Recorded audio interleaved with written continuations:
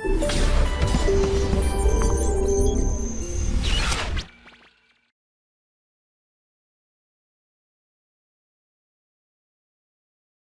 हूं NM sir और motion education की तरफ से जो नीट क्रैश कोर्स चल रहा है उसमें हम लोग अभी मॉडर्न फिजिक्स पढ़ रहे हैं। मॉडर्न फिजिक्स का पहला लेक्चर हो चुका है जो यूट्यूब पर ही है, आप चाहें तो उससे फिर से रिवाइज कर सकते हैं।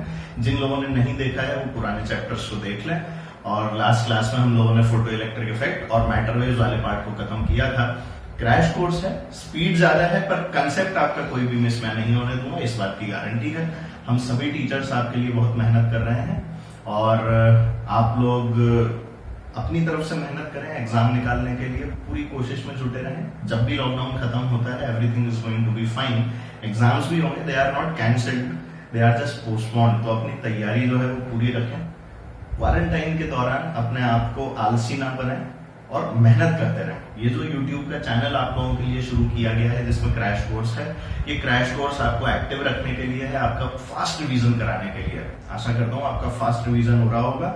और इसी चेन को आगे बढ़ाते हुए आज हम लेक्चर 2 पढ़ेंगे मॉडर्न फिजिक्स का, जिसमें हम लोग क्या शुरू करने वाले हैं, न्यूक्लियर फिजिक्स। ठीक है, नीचे जो डिस्क्रिप्शन दिया हुआ है इस डिस्क्रिप्शन पे आप लोग जरूर जाएं और मोशन के पेज पर अपने आप को रजिस्टर करें फ्री क्लासेस के लिए। ऑलराइट, आइए देखते हैं न्यूक्लियर फिजिक्स की। जब हम लोग बात करते हैं तो न्यूक्लियर का मतलब क्या है, न्यूक्लियस के ऊपर जो भी चीजें डिपेंडेंट होंगी। न्यूक्लियस मतलब नाभिक। वैसे दुनिया भी देखिए हर चीज जो है वो स्फेरिकल शेप में है, सबसे स्टेबल चीजें स्फेरिकल शेप में है। आज हम लोग अगर देखते हैं तो फोन में जो आइकन्स आता है वो भी गोल गोल नजर आता है। ठीक है, आप जीमेल भी खोलते हो तो पहले स्क्वायर आता था, अपडेट के बाद में सब कुछ राउंड हो गया। तो हर एक चीज जो है ना वो स्फेरिकल शेप में, सर्कुलर शेप में अच्छी लगती है। और स्फीयर जो है वो सबसे स्टेबल फिगर भी होता है, ये भी आप लोगों को पता होगा सरफेस टेंशन के थ्रू। ठीक है, तो जब हम लोग इन सब चीजों को देखते हैं ना तो हमें लगता है कि यार जो सबसे स्टेबल चीजें होंगी वो स्फेरिकल ही होंगी। और क्योंकि वो स्फेरिकल होंगी तो न्यूक्लियस का भी जो शेप था वो कैसा था, एक स्फीयर था। ठीक है, ये साइंटिस्ट लोगों ने निकाला भी, एक्सपेरिमेंटली भी इस वाली चीज को सपोर्ट किया गया और थ्योरेटिकली तो स्फीयर मानना ही था। तो देखिए जब हमने न्यूक्लियस की बात की तो न्यूक्लियस जो है उसके अंदर क्या क्या होता है, न्यूट्रॉन होता है और प्रोटॉन होता है। जब हम न्यूट्रॉन की बात करते हैं तो न्यूट्रॉन को इस तरह से रिप्रेजेंट किया जाता है, मास 1 AMU लिया जाता है उसका और चार्ज जो है वो 0 होता है। प्रोटॉन्स के लिए 1 और 1 दोनों, मास भी 1 AMU और चार्ज जो है वो प्लस की, इसीलिए 1 लिखते हैं।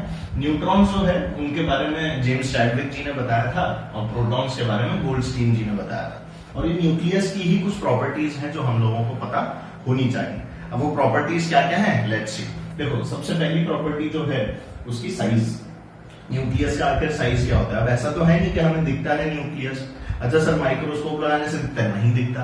अच्छा सर इलेक्ट्रॉन माइक्रोस्कोप से तो इलेक्ट्रॉन दिखते हैं, नहीं दिखते। मैं पहले ही बता दूं कुछ नजर नहीं आया है, ये सब चीजें थ्योरी हैं। अगर ये मॉडल चेंज हो गया, आज जो बोर मॉडल हम लोग पढ़ रहे हैं, अगर ये मॉडल चेंज हो गया तो भगवान जाने के क्या होगा, किस मॉडल को हम लोग फॉलो करेंगे, क्या होगा। पर हाँ, पिछले कई सालों से वाले जो मॉडल्स हैं चले आ रहे हैं, इनके अंदर कोई बहुत ज्यादा अपग्रेडेशंस नहीं हुए। बस हाँ, हम लोगों ने थोड़े छोटे छोटे पार्टिकल्स जो हैं वो और डिस्कवर कर लिए हैं, क्वार्क्स वगैरह की अगर हम लोग बात करें तो ये सब चीजें जो है वो चलती रहेंगी। पर अभी तक जो थ्योरी है वो यही ट्रू है कि न्यूक्लियस जो है वो स्फीयर है, इलेक्ट्रॉन उसके चारों तरफ घूम रहा है। ठीक है, आइए तो जब साइज की बात की तो साइज आया, हमने रेडियस निकाला है बेसिकली। तो रेडियस जो है वो r0 e⁻⁴। इसमें r0 जो है वो फर्मी कांस्टेंट कहलाता है, इसकी वैल्यू अराउंड 1.2 फर्मी होती है। फर्मी मतलब 10⁻⁻15, बहुत आगे निकल गए। ठीक है, 10⁻⁻15 जो बहुत छोटा है। और ए से क्या है यहाँ पर, एटॉमिक मास। जो भी एटॉमिक मास है उसको यहाँ पे पुट करो, उसकी पावर 1/3 करो, आपका जो आंसर है वो आ जाएगा। असली में ये जो साइज वगैरह निकाला गया था, गीगर मेसलिन करके साइंटिस्ट हुआ करते थे, इन्होंने एक्सपेरिमेंट किया था। जो अपना रदरफोर्ड का जो एक्सपेरिमेंट था ना, अल्फा पार्टिकल एक्सपेरिमेंट, याद करो। उस रदरफोर्ड के एक्सपेरिमेंट में इन्होंने वहां से जब अल्फा पार्टिकल फेंका तो जो अल्फा पार्टिकल 180 डिग्री से पलट के चला गया था, उस अल्फा पार्टिकल से ही इन्होंने रेडियस निकालने की कोशिश की। ठीक है, उस एक्सपेरिमेंट में ये लोग सफल हुए और आंसर क्या निकाल दिया, r = r0 e⁻⁴ वो जो क्वेश्चन नहीं करते थे इलेक्ट्रॉन में डिस्टेंस ऑफ क्लोजेस्ट अप्रोच, यहाँ एक पॉजिटिव चार्ज को फिक्स कर दिया, यहाँ वाले को इंफिनिटी से फेंक दिया एनर्जी कंजर्व करके, वही वाले सवाल। तो वैसे ही इन लोगों ने साइज जो है वो न्यूक्लियस का निकाल के दिया और रेडियस जो है वो कितना आ गया, r0 e⁻⁴। ध्यान रखना, रेडियस न्यूक्लियस का अलग होता है और एटम का अलग होता है। एटम की जो ऑर्बिट्स है ना वो एक अलग चीज है। तो एटम का जो साइज है वो तो एंगस्ट्रॉम में होता है, पर जो न्यूक्लियस का जो साइज होता है वो फर्मी में होता है। ये वाला डिफरेंस आप लोगों को पता होना चाहिए। कई बार ऐसा क्वेश्चन आता है कि भाई एटॉमिक साइज और न्यूक्लियस साइज कंपेरेबल है क्या, तो आप लोग इस वाली चीज को ध्यान रखें कि न्यूक्लियस का साइज इज इन फर्मी और एटम का जो साइज है वो किसमें होता है, एंगस्ट्रॉम में होता है। ये बात हमें पता होनी चाहिए, ठीक है। चलिए नेक्स्ट आता है बेटा वॉल्यूम। तो when we talk about volume, तो वॉल्यूम होता है 4/3 पाई आर क्यूब, क्योंकि स्फीयर है। अच्छा गोले का वॉल्यूम यार 4/3 पाई आर क्यूब ही तो होता है। हाँ यही होता है, यही होता है। तो जैसे ही हमने वॉल्यूम लिखा 4/3 पाई आर क्यूब और आर की वैल्यू ऊपर से उठा के यहाँ पर पुट कर दी, तो मेरे पास क्या बचा 4/3 पाई आर नॉट का क्यूब इंटू ए। अब ध्यान दीजिए 4/3 पाई आर नॉट कांस्टेंट था, तो ये वाली जो पूरी की पूरी टर्म आप लोग देख रहे हैं 4/3 पाई आर नॉट क्यूब, ये तो कांस्टेंट बन गई, ए पे डिपेंडेंसी आ गई। तो जो वॉल्यूम था वो प्रोपोर्शनल टू ए आ गया, मतलब कि एटॉमिक मास से डायरेक्टली प्रोपोर्शनल आ गया। तो जितना ज्यादा एटॉमिक मास होगा उतना ही बड़ा क्या होगा, वॉल्यूम होगा किसका, आपके न्यूक्लियस का। ये वाली चीज हमें आप पता है, ठीक है। तो बड़े न्यूक्लियस का वॉल्यूम भी क्या होता है, ज्यादा होता है। ऑलराइट, चलिए नेक्स्ट देखते हैं। नेक्स्ट जो प्रॉपर्टी है वो है मास की। मास के बारे में आप लोग जानते हैं कि 1 AMU के अंदर ही बात करते हैं, क्योंकि भाई इनको अपन ऐसे तो नहीं कि 5 एटम डाल के तोल दो, तराजू में रख दो। अच्छा इसमें नहीं आ रहा, चलो इलेक्ट्रॉनिक तराजू पे तोल दो, तो देखो वो चीज हमारे लिए पॉसिबल नहीं है। इस कारण हम लोगों ने एक नई यूनिट बना रखी है विच इज कॉल्ड AMU, यानी कि एटॉमिक मास यूनिट, जो 1/12 the mass of carbon 1/12 the mass of a carbon atom होती है। और इसकी जो वैल्यू होती है वो होती है 1.67 into 10⁻⁻27 kg, which is also the mass of a, जल्दी बोलो, प्रोटॉन। प्रोटॉन का मास भी जो है वो यही होता है। अब देखो किसी भी अगर मेरे को किसी भी अगर एटम को मैं रिप्रेजेंट करना चाहता हूं, किसी भी मेटल को या किसी भी मान लो एक एलिमेंट को रिप्रेजेंट करना है, तो उसको ऐसे ही लिखेंगे XAZ। यहाँ हम लोग एक न्यूक्लियस की बात कर रहे हैं। जब मैंने न्यूक्लियस की बात की तो न्यूक्लियस मान लिया मैंने कोई X था, एटॉमिक मास A और ये क्या है, एटॉमिक नंबर, ठीक है। तो इसके अंदर Z तो क्या होंगे, प्रोटॉन्स होंगे। और अगर A में से Z घटा दूंगा तो क्या आ जाएंगे, नंबर ऑफ न्यूट्रॉन्स आ जाएंगे। तो Z तो प्रोटॉन्स थे और A माइनस Z जो थे वो न्यूट्रॉन्स थे, ठीक है। अब इसका अगर मैं मास निकालना चाहता हूं न्यूट्रॉन का, तो मुझे क्या करना पड़ेगा, यहाँ पर मास पहले पूरे का लिख लेता हूं। तो पूरे न्यूक्लियस का जो मास है वो कितना था, A minus Z into mass of the neutrons plus Z times mass of the protons. ये टोटल मास है मेरे पास जो अवेलेबल है किसी भी न्यूक्लियस में।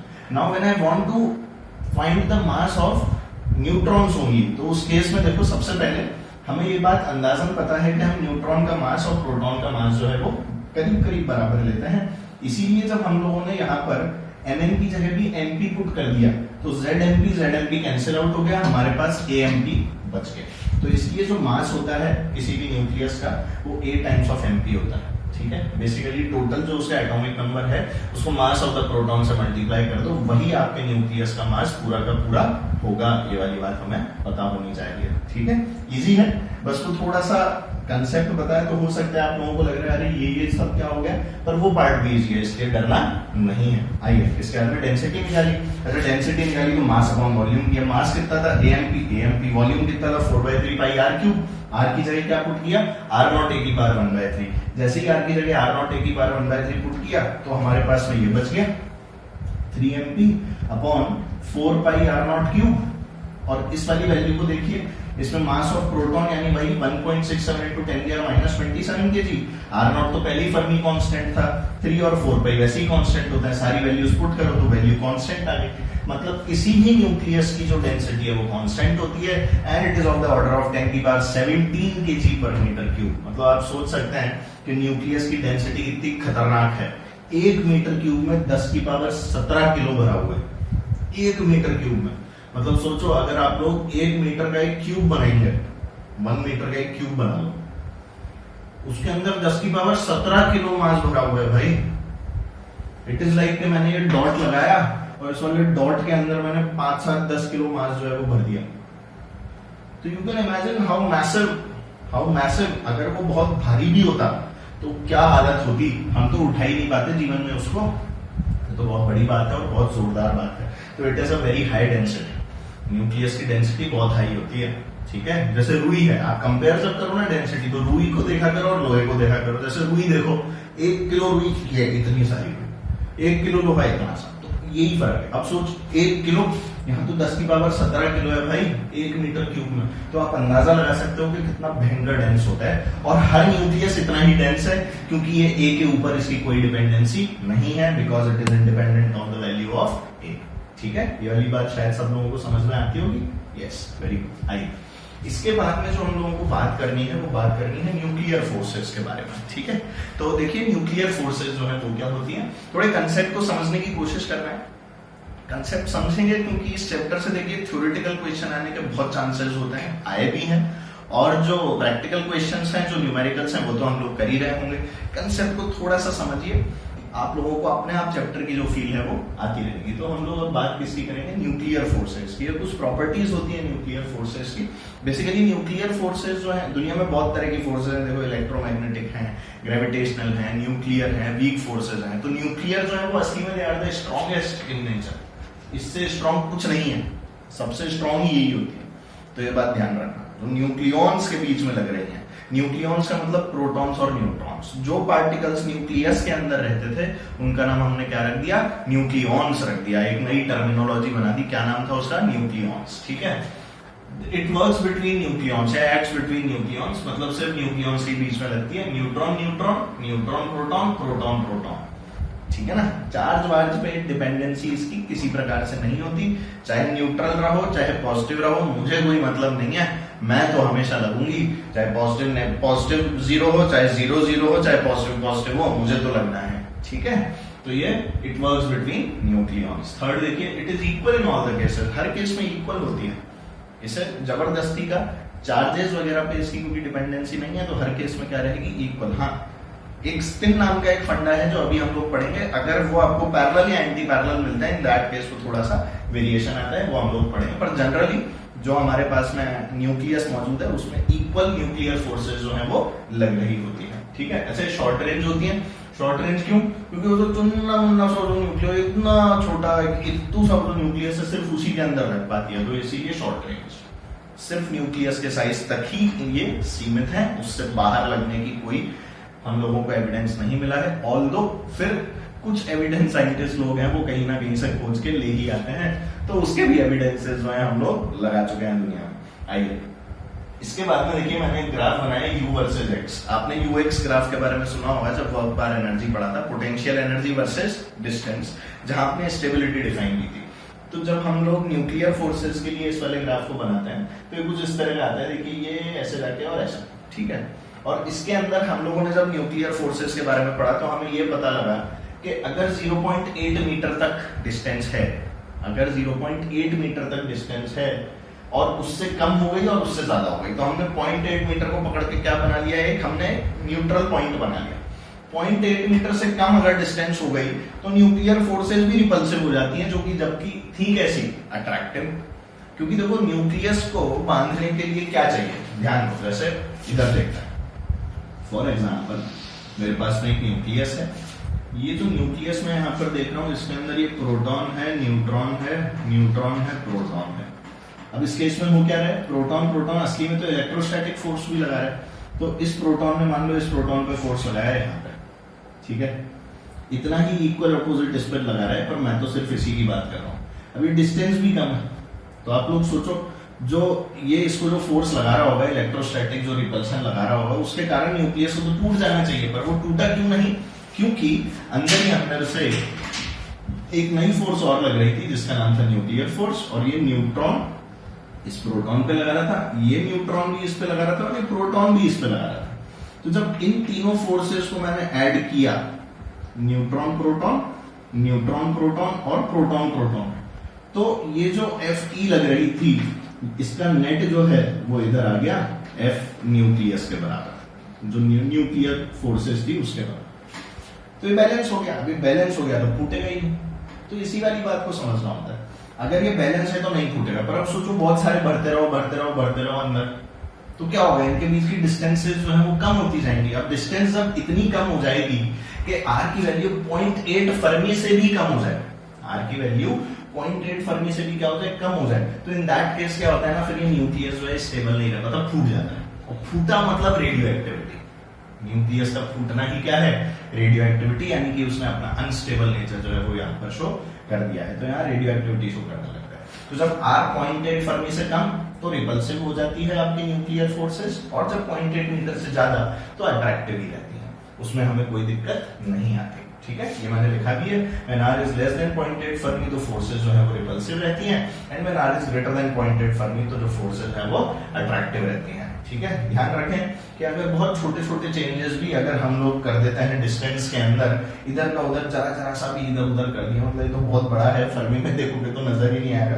तो any small change in distance gives large change in the value of nuclear force. FN मतलब यहाँ पर जो है हमारा न्यूक्लियर फोर्स है। तो जो छोटा सा भी चेंज हम लोग अगर डिस्टेंस में लाते हैं तो FN में बहुत भारी चेंजेस आ जाता है। ठीक है, इसीलिए जो न्यूक्लियस है ना वो बहुत तगड़ी चीज है, मतलब जैसे बोलता है ना बहुत ही जोरदार। इसके ऊपर तो जितना बोल लो, जितनी रिसर्च कर लो कम है, और आज भी चली रही है, पिछले 100 साल से भी चल रही है और आज भी चल रही है। तो आप लोग सोच सकते हैं कि कितनी जोरदार चीज रही होगी। ठीक है, आइए नेक्स्ट देखते हैं न्यूक्लियर फोर्सेस की बाकी की property. It is not a type of central force. ये वैसे सेंट्रल फोर्स जो होती थी ना, ग्रेविटेशनल फोर्स सेंट्रल फोर्स होती थी, इलेक्ट्रोस्टैटिक फोर्स सेंट्रल फोर्स होती थी जो हमेशा सेंटर की तरफ लगती है, ये उस तरह की फोर्स नहीं होती है। इसलिए हमें उस तरह की फोर्सेस के लिए जो हम लोग ग्राफ बनाते थे वैसे ग्राफ भी इसके अंदर नहीं बनते हैं। ठीक है, तो ध्यान रखना। कई लोग पूछते हैं ये सेंट्रल फोर्स है क्या, तो हमें पता हो कि ये सेंट्रल फोर्स नहीं होती है। नेक्स्ट है इट इज स्पिन डिपेंडेंट। अब देखो स्पिन पे डिपेंड करती है। स्पिन तुमने केमिस्ट्री में पढ़ी थी, ठीक है ना, spin angular momentum plus minus half h/2π वाला। तो अगर दोनों एटम के जो आपके स्पिन है, जो अंदर जो न्यूक्लियॉन्स हैं आपके, उनके जो स्पिन है वो अगर सेम है, मान लो प्रोटॉन प्रोटॉन दोनों ऐसे घूम रहे हैं, प्रोटॉन न्यूट्रॉन ऐसे ऐसे स्पिन में, तो सेम या पैरेलल स्पिन के केस में, ये वाला केस जो है ये पैरेलल स्पिन का केस है, तो पैरेलल के केस में आप लोगों की जो न्यूक्लियर फोर्सेस हैं वो बढ़ जाएंगी। और अगर एंटी पैरेलल की बात करूं तो इन दैट केस आपकी जो न्यूक्लियर फोर्सेस हैं वो घट जाएंगे। आप देख सकते हैं ऑपोजिट स्पिन, यहाँ पर देखिए सेम सेम स्पिन, तो दोनों ऐसे ऐसे घूमे बढ़ जाएगी न्यूक्लियर फोर्स, और एक ऐसे घूमा तो न्यूक्लियर फोर्स ऑब्वियस है कम हो जाएगी। ठीक है, ये बात हमें पता है। ऑलराइट, चलिए अब एक छोटा सा क्वेश्चन देखते हैं, इजी सा क्वेश्चन। इस पोर्शन पे अगर क्वेश्चन आता है तो इट इज ऑलवेज इजी। एक बार पूछ लिया गया था कि डेंसिटी के रेशियो क्या होते हैं, तो यार ऑब्वियस है 1:1 क्योंकि कांस्टेंट होती है। ठीक है ना, वॉल्यूम निकालने को बोल देंगे, ए निकालने को बोल देंगे, मास निकालने को बोल देंगे। ठीक है, तो सारी चीजें बहुत ही इजी हैं। लेट्स सी क्वेश्चन क्या है। The mass number of a nucleus is 48। हमें जो मास नंबर या एटॉमिक मास दिया है वो 48 है, और रेडियस जो है उसका r है। Find mass number of other nucleus जिसका रेडियस r/2 है। तो तुम ही बताओ कि r equals to r0 a की पावर 1/3 मन में आ गया? यस सर, आ गया। अगर वो मन में आ गया तो बोल r equals to r0 a की पावर 1/3 दोनों के लिए लिख लूं। एक का r है r/2, एक का r है r। तो देखिए मैंने लिख लिया r1/r2 इक्वल्स टू a1/a2 की पावर 1/3। ध्यान देंगे तो r1 की वैल्यू r है और r2 की वैल्यू r/2 है, तो r2r/r बन गया, और a1 है 48 जो मुझे गिवन है। दूसरे का मेरे को एटॉमिक मास निकालना है, उसको मैंने x मान लिया, सॉल्व किया तो आंसर कितना आ गया 6। ऑलराइट, तो this is how these questions are done. Easy question आते हैं इस पोर्शन से, और आगे पढ़ेंगे तो आपको पता लगेगा किस तरह से थ्योरी अभी और आपकी बाकी है। ऑलराइट, चलो पढ़ते हैं। चलिए, तो फोटो इलेक्ट्रिक इफेक्ट जो हम लोगों ने देखा वो भी आइंस्टीन ने दिया था, और मॉडर्न फिजिक्स का एक और जो बहुत बड़ा पार्ट है वो फिर से आइंस्टीन ने दिया। और अब की बार आइंस्टीन का mass energy equivalence equals to mc² सब लोगों ने सुना है। शायद आप किसी कॉमर्स स्टूडेंट से या किसी आर्ट्स स्ट्रीम के स्टूडेंट से भी पूछें कि बता आइंस्टीन ने कौन सा रिलेशन दिया था, तो सब बता देंगे इक्वल्स टू mc²। सब बोलेंगे नोबेल प्राइज भी इसी के लिए मिला था, जबकि ये बात जो है सच्चाई नहीं है। ऑल्दो इक्वल्स टू mc² उनका सही है, पर Nobel prize photoelectric effect के लिए मिला था। तो देखिए ये रिलेशन हम लोग जितनी आसानी से बोल देते हैं, असली में आइंस्टीन ने बहुत दिमाग लगा के इस वाले रिलेशन को निकाला था। ऑल्दो प्रूफ वगैरह हमें नहीं करना होता, हमें बस रिलेशन लिख लेना होता है, पर तो भी हमें ये समझना पड़ेगा कि वो जो एनर्जी हमने E इक्वल्स टू mc² में लिखी वो किस लिए लिखी। तो देखते हैं आइंस्टीन का जो मास एनर्जी इक्विवेलेंस है उसके अंदर हम लोग न्यूक्लियस बनाने की कोशिश कर रहे हैं। तो न्यूक्लियस अगर बनाना है तो हमें न्यूट्रॉन्स भी चाहिए, प्रोटॉन्स भी चाहिए। तो मान लो मुझे XAZ बनाना है, तो XAZ अगर बनाना होगा तो मुझे Z तो प्रोटॉन्स चाहिए आएंगे और A-Z जो है वो न्यूट्रॉन्स चाहिए आएंगे। इन दोनों को कंबाइन करूंगा तो XAZ नाम का न्यूक्लियस बन जाएगा। बट अगेन जब ये बन रहा होगा तो कुछ एनर्जी जो है वो रिलीज होगी। अब ये जो एनर्जी रिलीज हुई ना, इस एनर्जी की अगर मैं बात करूं तो ये एनर्जी के पीछे का जो सिग्निफिकेंस है ये हमें आइंस्टीन ने बताया।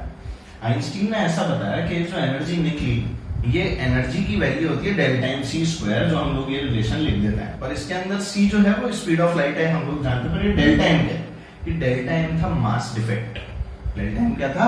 Mass defect. और मास डिफेक्ट क्या था, इस बात को समझें, जो ऑब्जर्वेशन था उससे कि जो न्यूक्लियस बना उसका जो मास है, मतलब जो प्रोडक्ट बना उसका जो मास था वो असली में कम था किससे? रिएक्टेंट्स के मास से। मतलब मास कंजर्वेशन का रूल जो है वो यहाँ पर वैलिड नहीं रहा। अब सोचो अगर मास कंजर्वेशन वैलिड नहीं रहा तो जो बचा हुआ मास था वो आखिर कहां गया? तो वो एनर्जी के रूप में गया। यही आइंस्टीन ने बोला था। तो अगर मास कहीं से आएगा तो it will bring some energy and if it will go then it will release some energy. तो बस यही वाली बात है, अगर गया तो एनर्जी ले जाएगा, अगर आया तो एनर्जी लेकर आ जाएगा। बहुत सीधी सीधी बात। तो ये जो एनर्जी रिलीज हुई ये इसके और इसके मास का जो डिफरेंस था उस वाले मास डिफरेंस के कारण ही क्रिएट हुई and that mass difference is called delta m या मास डिफेक्ट। ये जो आप लोग यहाँ डेल्टा एम लिखा हुआ देख रहे हैं मास डिफेक्ट है और इसकी वैल्यू क्या हो जाएगी? इन दोनों का मास ऐड कर दो माइनस उसमें से क्या कर दो? x, यानी कि आपके न्यूक्लियस का मास। तो ऐसा पाया गया कि न्यूक्लियस का मास कम था किससे? प्रोटॉन के मास से प्लस न्यूट्रॉन के मास से, क्योंकि वो कम था तो इनका जो डिफरेंस था उसको हमने मास डिफेक्ट बोला। और आइंस्टीन के अकॉर्डिंग एनर्जी जो ये लेकर गया होगा उसकी वैल्यू होगी डेल्टा एम इंटू सी स्क्वायर। अच्छा, सी जो है वो स्पीड ऑफ लाइट है, सी का स्क्वायर करना है तो यहां से जो एनर्जी आएगी आपके पास वो जूल्स के अंदर आएगी। अब अगर मैं चाहूं कि इस वाली एनर्जी को इलेक्ट्रॉन वोल्ट में कन्वर्ट करूं और जो मास है, देखो यहाँ तो किलोग्राम में पुट करना पड़ेगा, अगर जूल में चाहिए तो यहाँ मास होगा किलोग्राम में और सी जो होगी वो होगी मीटर पर सेकेंड में। तो हम लोगों ने क्या किया, इसे इलेक्ट्रॉन वोल्ट में कन्वर्ट करने की कोशिश की। इलेक्ट्रॉन वोल्ट में कन्वर्ट करने के लिए मैंने मास जो है ना वो भी एएमयू में ले लिया, क्योंकि सब एटॉमिक पार्टिकल्स और एटॉमिक पार्टिकल्स की बात हो रही है। तो मास को हमने लिखा एएमयू में और सी स्क्वायर जो है उसके लिए हमने जो 3 × 10⁸ जो है उसको वैसे ही रखा, but again the point is उसे इलेक्ट्रॉन वोल्ट में कन्वर्ट किया, जो जूल में आंसर आया उसे। उस वाले आंसर को जब कन्वर्ट किया तो हमारे पास फाइनली जो आंसर आया वो आया m × 931.5 mega electron volt. AMU का मतलब आप समझ रहे हैं, 1.67 × 10⁻27 kg वाले मास के साथ हमने कुछ एक्सपेरिमेंट किया जिससे ये जो रिजल्ट है ये निकल के आ गया। कन्वर्जन हमारे लिए अभी इंपॉर्टेंट नहीं है, क्वेश्चन के थ्रू मैं वो आपको ऑल्दो सिखा रहा हूँ जब आगे हम लोग करेंगे, ठीक है। तो देखिए E की वैल्यू mc² भी लिख सकते हैं। अच्छा, कई बार क्या होता है रेस्ट मास एनर्जी भी होती है, तो इन दैट केस m0c² लिखते हैं। रेस्ट मास एनर्जी RME से हमने रिप्रेजेंट की है और साथ में जो गया है मास उसकी काइनेटिक एनर्जी होती है। तो रियल एक्सप्रेशन तो ये है, पर हम लोग सिर्फ यही वाला एक्सप्रेशन लिख के खुश रहते हैं। जनरली रेस्ट मास एनर्जी के ऊपर जो सवाल है वो नहीं आता, थोड़ा सा हायर लेवल का कंसेप्ट है, ठीक है। तो देखिए जो रेस्ट मास एनर्जी हम लोग प्रोटॉन या न्यूट्रॉन की लिखेंगे उसकी वैल्यू आती है 931 मेगा इलेक्ट्रॉन वोल्ट। कुछ भी नहीं करना है आपको, बस यहाँ पर 1 AMU पुट कर देना है, दैट्स इट। तो अगर आप 1 AMU पुट कर देंगे तो आंसर क्या आ जाएगा 931 मेगा इलेक्ट्रॉन वोल्ट, क्योंकि प्रोटॉन न्यूट्रॉन के मास जो है वो बराबर होता है। 1 AMU पुट किया, आंसर आ गया। और जैसे ही हमने इलेक्ट्रॉन या पॉजिट्रॉन की बात की तो आंसर आया 0.511 मेगा इलेक्ट्रॉन वोल्ट। आपको पता है मास कितना होता है 9.1 × 10⁻−31 kg, और उसके हिसाब से उसको एएमयू में जब हमने कन्वर्ट करके लिखा तो ये हमारे पास आंसर आ गया 0.511 मेगा इलेक्ट्रॉन वोल्ट, ठीक है। ये रेस्ट मास एनर्जी होती है किस किस की? Proton, neutron, electron, positron. ये मैंने आपको अभी बताई है। अब देखिए इसमें एक टर्म डिफाइन किया है बाइंडिंग एनर्जी। तो ये जो एनर्जी निकली ना यही है स्ट्रीम है, इसको क्यू वैल्यू के नाम से भी कई बार बोला जाएगा, तो ऐसे कंफ्यूज मत होना, ठीक है। बाइंडिंग एनर्जी क्या थी? The energy required to split the nucleus into nucleons. क्या लिखा है देखो, split the nucleus into nucleons और the energy release when nucleus is formed. या तो देख न्यूक्लियस को फोड़ दे, तो न्यूक्लियस को फोड़ा तो न्यूक्लियॉन्स के अंदर कन्वर्ट हुआ वो, या फिर क्या करो न्यूक्लियॉन्स कंबाइन कर दो, जो इक्वेशन अभी मैंने यहाँ पर बताई थी। ये न्यूक्लियॉन्स का कॉम्बिनेशन है और सोच अगर मैं इतनी एनर्जी इसको दे दूं तो रिवर्स इक्वेशन भी तो करा सकता हूं, बस यही वाली बात है। तो ये जो एनर्जी इसको दी जिससे न्यूक्लियॉन्स में टूट जाए वो भी बाइंडिंग एनर्जी थी, और इन दोनों के मिलने पर जब न्यूक्लियस बना तब जो एनर्जी रिलीज हुई वो भी बाइंडिंग एनर्जी थी, ठीक है। तो बस यही वाली डेफिनेशन यहाँ पर लिखी है जो अभी मैंने आपको पढ़ के सुनाई। एक बार फिर, energy required to split the nucleus into nucleons और the energy release when the nucleus is formed, ठीक है, इज बाइंडिंग एनर्जी। ध्यान रखें, बाइंडिंग एनर्जी बंधन ऊर्जा, बांध के रखने वाली, ठीक है ना। अब देखिए टू कंपेयर द स्टेबिलिटी, अब जो न्यूक्लियस होता है ना उसके अंदर कौन न्यूक्लियस ज्यादा स्टेबल है, ये स्टेबल है कि वो स्टेबल है कि वो स्टेबल है कि वो वाला स्टेबल है, इनको कंपेयर करते हैं। इनको कंपेयर करने के लिए हम लोग हमेशा बाइंडिंग एनर्जी पर न्यूक्लियॉन, जिसको लिखने का तरीका ये है बाइंडिंग एनर्जी पर न्यूक्लियॉन। ध्यान रखना, सीधे बाइंडिंग एनर्जी से कंपेयर मत करना, किससे कंपेयर करना, बाइंडिंग एनर्जी पर न्यूक्लियन। तो when you will compare this with binding energy per nucleon, तो आपको पता लगेगा कि स्टेबल कौन ज्यादा है। जिसकी बाइंडिंग एनर्जी पर न्यूक्लियन ज्यादा होगी उसको ज्यादा एनर्जी देकर तोड़ना पड़ेगा, मतलब वो ही स्टेबल ज्यादा होगा। ठीक है, एग्जांपल के तौर पे क्वेश्चन हमने किया हुआ है, मान लो कोई तो x है और एक y है, x जो है वो 8.3 है, y जो है वो 4.2 है। इसकी बाइंडिंग एनर्जी हमें क्वेश्चन में 20 इलेक्ट्रॉन वोल्ट्स और इसकी 15 इलेक्ट्रॉन वोल्ट्स गिवन है। ध्यान देते हैं, x की अगर मान लो 20 इलेक्ट्रॉन वोल्ट बाइंडिंग एनर्जी थी, तो बाइंडिंग एनर्जी पर न्यूक्लियन इसमें कितने न्यूक्लियन है, 3 है, 8 है या 5 है, 8 है। न्यूक्लियन तो भाई सम ऑफ प्रोटॉन्स एंड न्यूट्रॉन्स होता है, तो 8 न्यूक्लियन इसमें है, 4 न्यूक्लियन इसमें है। तो इसमें क्या निकालूंगा 20/8 x के लिए, और y के लिए क्या निकालूंगा, y की 15 दे रखी है तो 15/4। तो number of nucleons is basically your atomic mass, अगर आप लोग ध्यान दें तो यहाँ 15/4 मतलब 3.75 और यहाँ 20/8 मतलब 2.5। अब आप ही लोग देख लो कौन ज्यादा है, 3.75 या 2.5, जल्दी बोलो 3.75 ज्यादा है या 2.5 ज्यादा है, बताओ। तो बोलो यहाँ पर क्या लिखा हुआ है, x is more stable then y, तो ये तो गलत लिखा हुआ है ना, x जो है उसकी तो 2.5 है, y जो है वो क्या है 3.75, तो y is more stable then x। ठीक है, y जो है वो x से क्या है ज्यादा स्टेबल। तो ये वाली बात हमें यहाँ पर समझ में आनी चाहिए। ऑलराइट, चलिए आगे बढ़ते हैं और एक ग्राफ देखते हैं जो बाइंडिंग एनर्जी पर न्यूक्लियन और एटॉमिक मास के अंदर दिया हुआ है हमको। ये जो ग्राफ है एक्सपेरिमेंटल था, साइंटिस्ट लोगों ने बनाया था, ऐसी की ऐसी इसकी इज्जत करेंगे बढ़िया वाली। और इस ग्राफ के अंदर जो कुछ पॉइंट्स है ना, मैंने यहाँ पर मार्क कर दिए जो इंपॉर्टेंट होता है हमें जानने के लिए। ध्यान दीजिए, होता क्या है कि around binding energy per nucleon को तो हम लोग यहाँ मार्क कर लेते हैं y एक्सिस पे, और एटॉमिक मास जो है वो x एक्सिस के ऊपर होता है। इसको जब हम लोग बनाते हैं तो 2x1 से शुरू होता है, बेसिकली ड्यूटेरियम से शुरू हुआ। उसके बाद में जब हम लोग आगे बढ़े तो लिथियम, यहाँ पर देखिए ये चोंच बनती है कुछ जगहों पे, बिजली जैसी चोंच बनी हुई है। तो यहाँ इस बार यहाँ पर लिथियम है, यहाँ हीलियम है, यहाँ नाइट्रोजन है, यहाँ कार्बन है, यहाँ ऑक्सीजन 18 और यहाँ ऑक्सीजन 16 है। और जो न्यूक्लियर ग्रुप्स होते हैं ना, आइसोटोप्स, आइसोबार्स वाले, तो यहाँ पर वो भी जो है वो एग्जिस्ट करते हैं। फिर ये बढ़ता जाता है, बेसिकली ग्रेजुअली इंक्रीज होता है, फिर घटता है, फिर बढ़ रहा होता है ग्रेजुअली, फिर थोड़ा सा घट जाता है, फिर ग्रेजुअली बढ़ता है, फिर थोड़ा सा घटता है, फिर बढ़ते बढ़ते मैक्सिमम वैल्यू अचीव करता है, which is 8.8 mega electron volt. ये 8.8 जो है वो आयरन के लिए है, मतलब आयरन जो तुम लोग लोहा देखते हो ना कहीं भी दुनिया में, वो सबसे स्टेबल है। ठीक है, स्टेनलेस स्टील नहीं बोल रहा, लोहा, ठीक है ना, आयरन। तो आयरन जो है वो सबसे स्टेबल है दुनिया में। Fe56 सबसे स्टेबल, मोस्ट स्टेबल एलिमेंट था, इसीलिए हमने उसको यहाँ पर इस तरह से मार्क कर रखा है। इसका न्यूक्लियस सबसे ज्यादा स्टेबल है।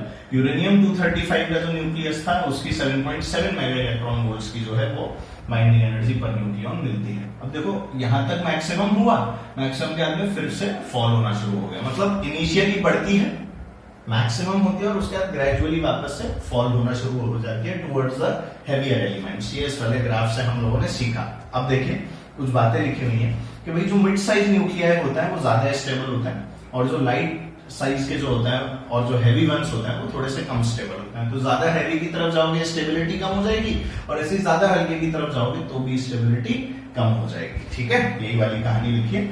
इसी तरह से करीब करीब ये 30-40 मान लो, 30 to 40 या मतलब 30 to 60 या 40 to 60 करीब जो होता है, ये वाली बेल्ट जो है ये स्टेबल बेल्ट कहलाती है। मतलब इसके बीच में जो एलिमेंट्स अपने को मिलता है ना 30 से 60 या 40 से 60, इनके बीच के जो एलिमेंट्स है 30-40 अराउंड भी हो सकता है। ठीक है, तो अप टू 60-65 अपने को थोड़े से स्टेबल एलिमेंट्स जो है, स्टेबल न्यूक्लियस जो है वो मिल रहे होते हैं। तो ये स्टेबिलिटी बेल्ट भी बोलते हैं हम लोग इसको। ठीक है, सिमिलरली हैवी वंस जो होते हैं, हैवी वाले जो होते हैं, उनके अंदर फिजन का प्रोसेस होता है। फिजन का प्रोसेस मतलब इनके अंदर क्या होगा, हैवी वाला जो है वो दो पार्ट्स में ऐसे टूटेगा कि एक हल्का जो होगा वो ज्यादा स्टेबल होगा और एक हल्का सा भारी होगा, वो हो सकता है उससे कम स्टेबल हो। पर जो दोनों ही प्रोडक्ट बन रहे होंगे, एक फूट के जो दो बनेंगे फिजन के अंदर, उसमें जो दो पार्ट्स बने वो दोनों ही पहले वाले से तो ज्यादा स्टेबल होंगे ही होंगे। ठीक है, जनरली ऐसा होता है कि एक ऐसा बन रहा होता है जो स्टेबल बेल्ट में आ जाए, तो उससे हमें फायदा हो जाता है। पर ऐसा कोई जरूरी भी नहीं है कि स्टेबल बेल्ट में है, पर हाँ फूटने के बाद जो दोनों बनते हैं वो दोनों ही ज्यादा स्टेबल होता है उससे जो पेरेंट होता है। ठीक है, सिमिलरली जो लाइट वंस होता है उनके अंदर फ्यूजन होता है। फ्यूजन मतलब एक दूसरे में फ्यूज करना, फ्यूज करवा रहे हैं मतलब कि छोटे छोटे जो है ना वो क्या करेंगे, एक दूसरे से मिलकर एक बड़े एलिमेंट को बनाने की कोशिश करेंगे, जिससे कि अगेन वो स्टेबिलिटी की तरफ जाने की कोशिश करें। मैंने इक्वेशन से छोटी सी एक एग्जांपल के तौर पे इक्वेशन लिखी है जिसके थ्रू आप लोगों को पता लगे। तो देखो मान लो कोई x था 190, वो फूट गया, तो वो फूटा किसमें, y60 और z130 में।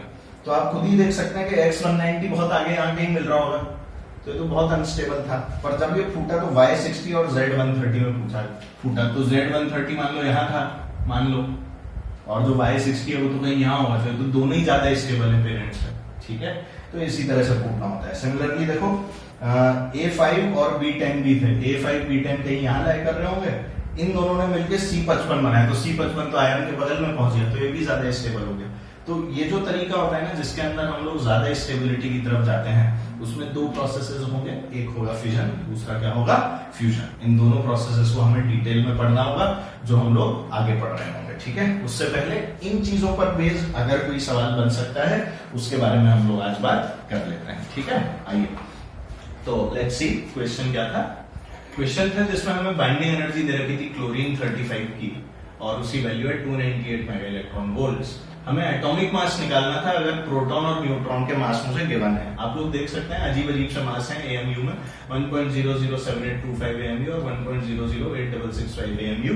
ये हमारे पास में जो मासेज हैं यहाँ पर गिवन है, किसके, प्रोटॉन और न्यूट्रॉन के जो मासेज हैं। आप देखिए क्लोरीन 35 है, ठीक है, और हमें क्या निकालना है, इसका एटॉमिक मास निकालना है, ठीक है ना, जो अराउंड 35 होता है। पर अब इस क्वेश्चन के अंदर ऐसे अंदाजे से 35 नहीं लगा देते, क्योंकि बहुत डेसिमल प्लेसेस के अंदर जो है आंसर आता है, बहुत आप लोगों को इसमें एक्यूरेसी का जो है वो ध्यान रखना पड़ता है, ठीक है। अब इसमें आप चाहे तो इक्वेशन लिख के सॉल्व कर लें, चाहे तो इसको थोड़ा सा समझ लें। अब देख क्लोरीन बना होगा, तो क्लोरीन किससे बना होगा, 17 प्रोटॉन और 18 न्यूट्रॉन से बना होगा।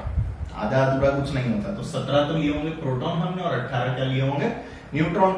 इन दोनों को मिलकर मास ऑफ क्लोरीन जो बना होगा न्यूक्लियस का, उससे हमें मास डिफेक्ट निकाल लेना है, ठीक है। तो हम लोग क्या करेंगे, सबसे पहले तो जो हमें बाइंडिंग एनर्जी दे रखी है, उस बाइंडिंग एनर्जी के हिसाब से क्लोरीन का डेल्टा एन निकाल लेना है, ठीक है ना।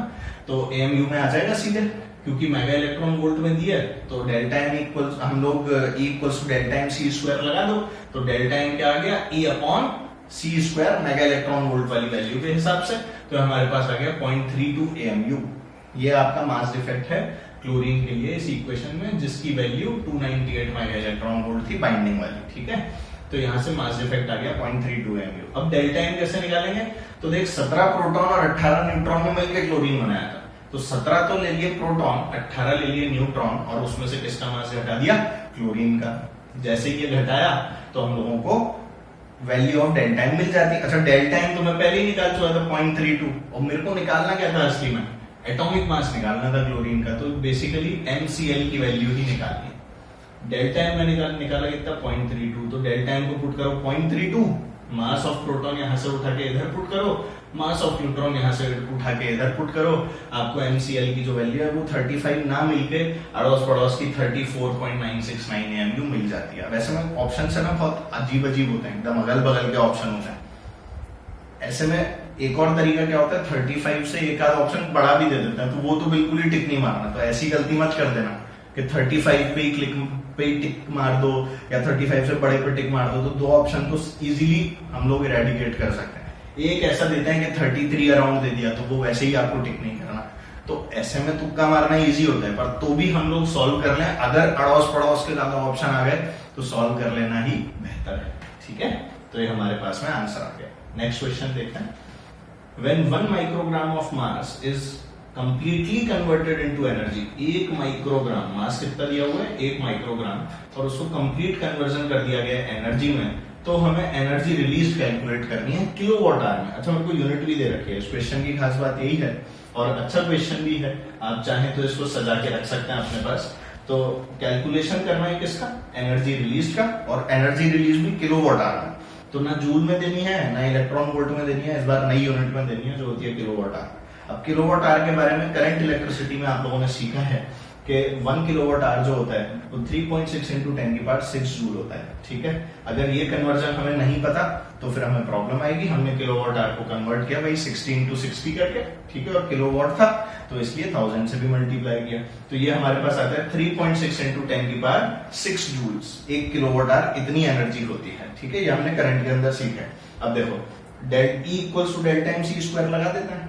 अब यहां से जो किलोवाट आवर में कन्वर्ट करना है वो बाद में काम में लेंगे, पहले हम लोग नॉर्मल टर्म्स के अंदर चीजों को कर लेते हैं। 1 माइक्रोग्राम दिया था, AMU वगैरह की तो बात नहीं कर रहे अभी, तो डायरेक्ट फॉर्मूला लगाता हूँ। 1 माइक्रोग्राम डेल्टा टाइम की वैल्यू पुट करो केजी में। 1 माइक्रोग्राम मतलब 10⁻⁻6 हो गया।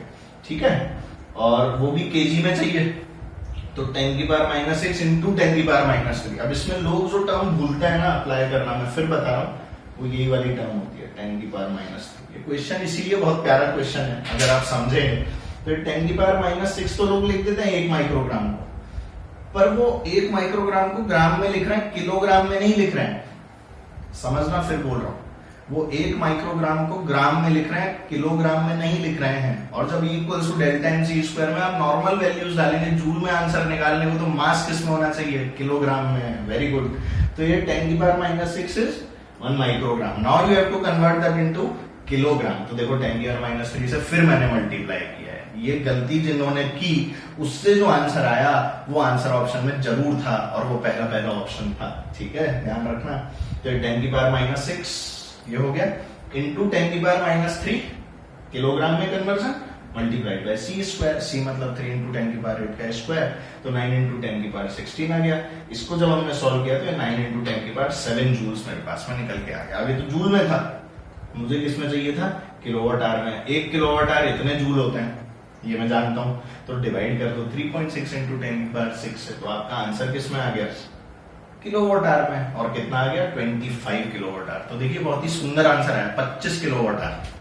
घर की यूनिट जो बिजली की आती है वो भी 1 किलोवाट आवर वाली ही आती है। तो सोचो तुम कितनी सारी बिजली जलाते हो, तब जाके 1 किलोवाट आवर का कंजम्पशन होता है। देखो इतने जूल बिजली जब जला लेते हो ना, इतने जूल एनर्जी जब खर्च कर देते हो, तब जाके तुम्हारी 1 यूनिट के 10 रुपए देते हो तुम बिजली विभाग को।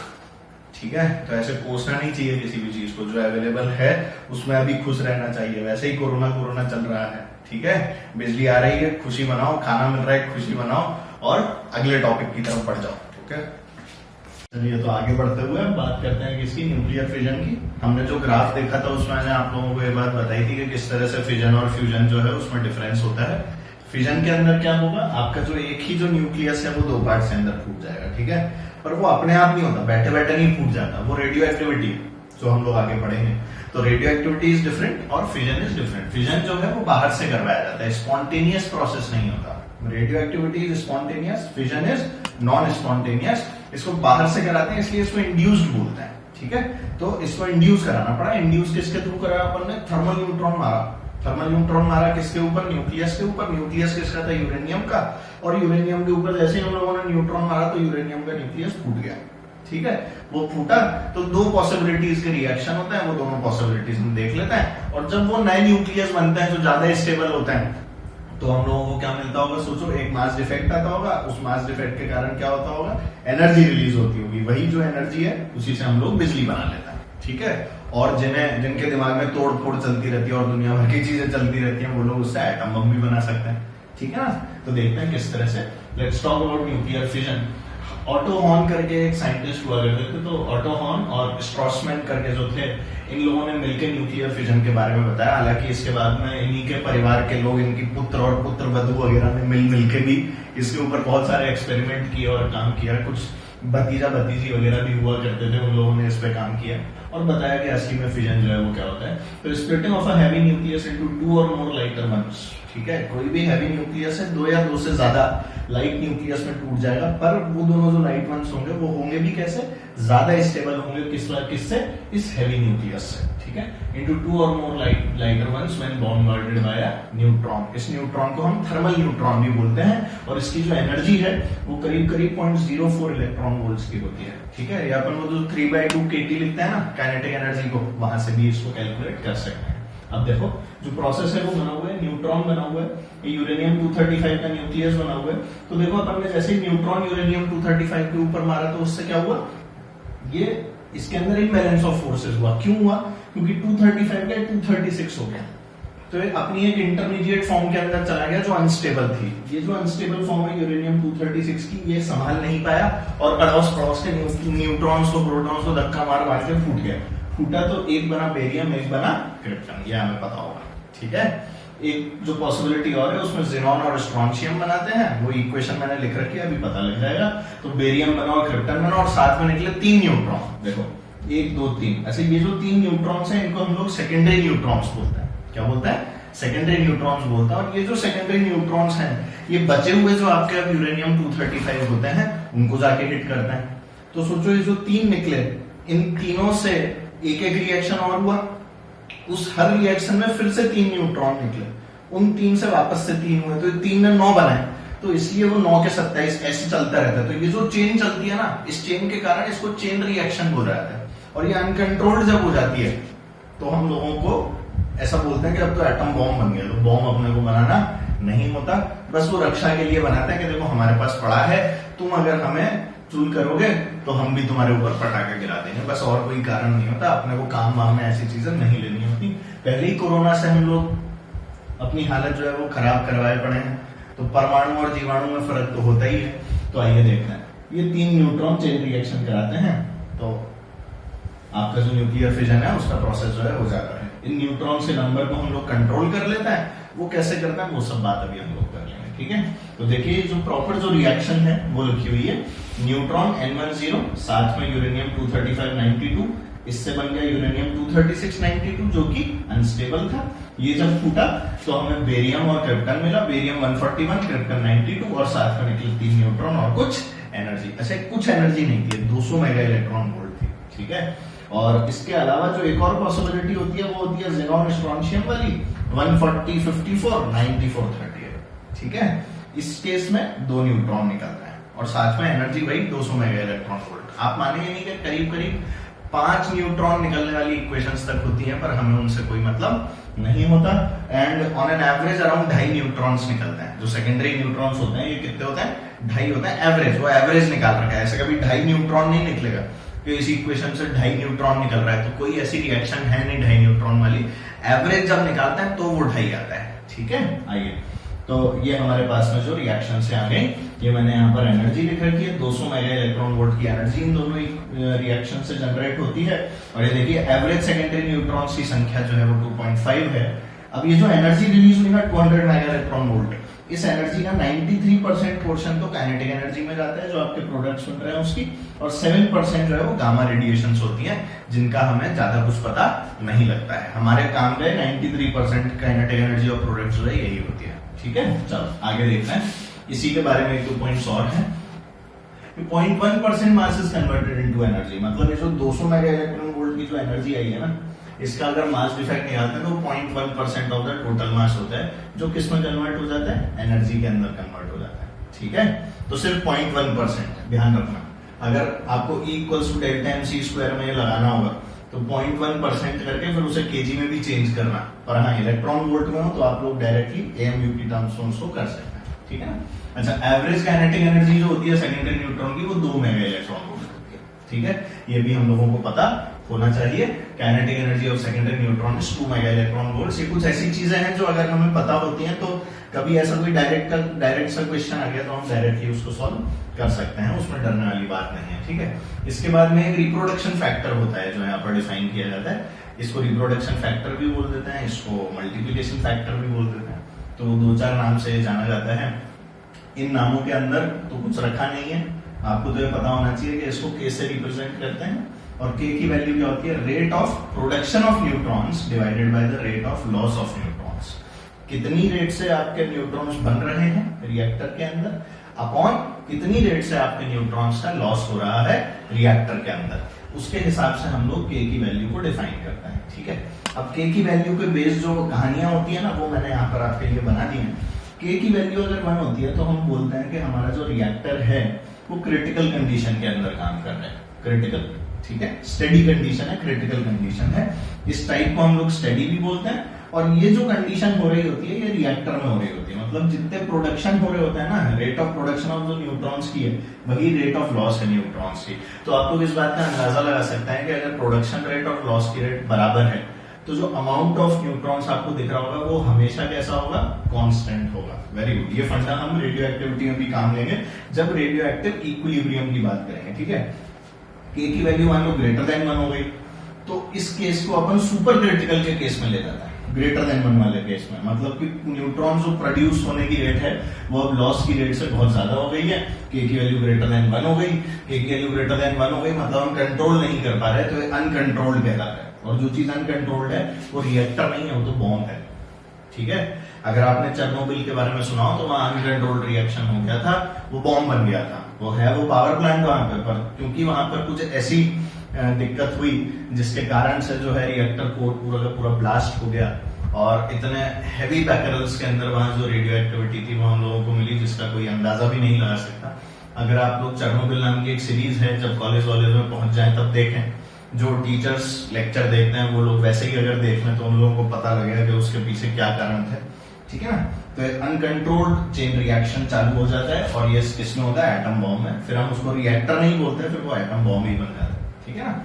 अब के की वैल्यू लेस देन 1 मतलब सब क्रिटिकल। तो कई बार हमें क्या है ना, प्लांट बंद भी करना होता है, प्लांट चल रहा है, बिजली दे रहा है, यार इसे बंद कैसे करें, तो हम क्या करते हैं, लॉस ऑफ न्यूट्रॉन्स जो है ना, rate of loss of neutrons, इसको हम लोग बढ़ा देते हैं रेट ऑफ प्रोडक्शन के कंपैरिजन में।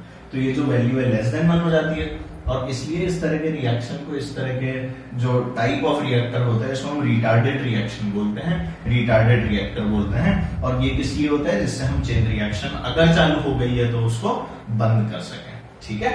तो ये टाइप्स हैं, ये मुझे ऐसे कैसे याद होने चाहिए टेबल के साथ। So this is something important which you should know, okay. और अगर ये फॉर्मूले पे बेस्ड डायरेक्ट क्वेश्चन आता है तो तुम्हें पता होना चाहिए, ठीक है ना। चल आगे बढ़ते हैं, न्यूक्लियर रिएक्टर के बारे में आज हम लोग बात करेंगे। बहुत ही बढ़िया होता है, फोटो आप लोग प्लीज उसकी देख लीजिएगा।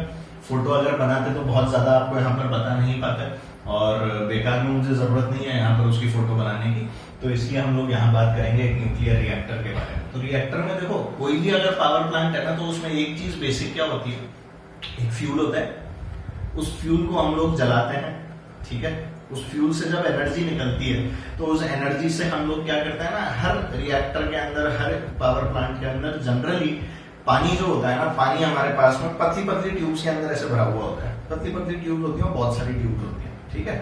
तो जब पानी गर्म होता है तो जो एनर्जी हम लोग दे रहे हैं उससे पानी को गर्म किया जाता है, पानी गर्म करके इतना गर्म करते हैं वो बढ़िया स्टीम बन जाए। और ये जो स्टीम है ना, इस स्टीम का एक आउटपुट होता है, उस आउटपुट को हमें टरबाइन के ऊपर छोड़ना है, वो जो टरबाइन में जोर जोर से घूमती है जिसके कारण आपकी अल्टरनेटिंग करंट जो है वो डेवलप हो जाता है। तो देखिए अल्टीमेटली हर पावर प्लांट का फंडा सेम होता है, बस तरीके जो है प्रोडक्शन के वो अलग अलग हो सकते हैं। वो चाहे फिर आपका गैस बेस्ड प्लांट हो, वो चाहे आपका कोल बेस्ड प्लांट हो, चाहे आपका न्यूक्लियर प्लांट हो, कुछ भी, ठीक है।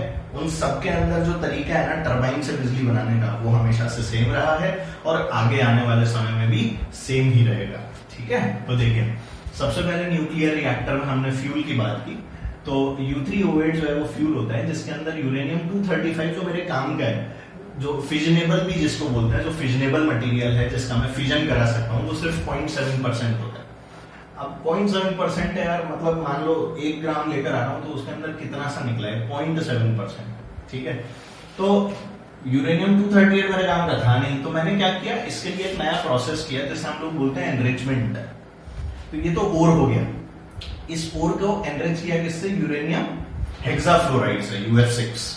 ये जो यूरेनियम हेक्साफ्लोराइड होती है ना, इसके साथ जब हम इसे रिएक्ट कराते हैं तो इस प्रोसेस को एनरिचमेंट नाम दिया जाता है। और किसी जमाने में हमारे पास एनरिचमेंट की जो फैसिलिटीज हैं हमारे देश में नहीं थी, आजकल तो होने लगा है, प्लांट बन गए हैं और इस कारण से हम लोग बहुत अच्छे से हमारे देश में न्यूक्लियर प्लांट्स को डेवलप नहीं कर पा रहे थे। अब हम लोग खुद ही एनरिच भी कर लेते हैं, यहाँ तक कि अब तो हम दूसरे देशों को एनरिच किया हुआ यूरेनियम बेचते भी हैं। तो अब तो बहुत बढ़िया टेक्नोलॉजी हो गई है, इंडिया इज ग्रोइंग।